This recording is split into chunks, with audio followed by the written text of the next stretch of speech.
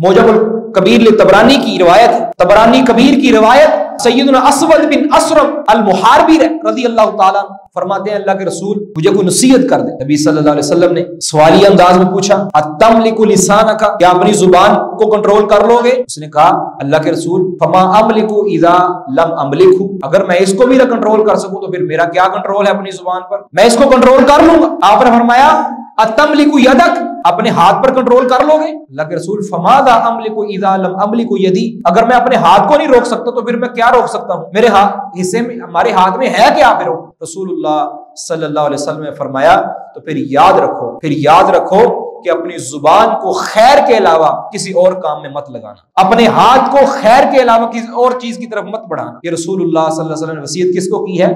सैयदना Aswad बिन असरम रज़ी अल्लाह ताला। नबी सल्लल्लाहु अलैहि वसल्लम की और भी बंदो नसाई, जिससे ये साबित होता है कि अपनी जुबान को कंट्रोल करना, इसकी हिफाजत करना यह हर मुसलमान के लिए जरूरी है, उसकी आखिरत के लिए, उसके अंजाम के लिए, उसके अंजाम के खैर के लिए बहुत जरूरी है।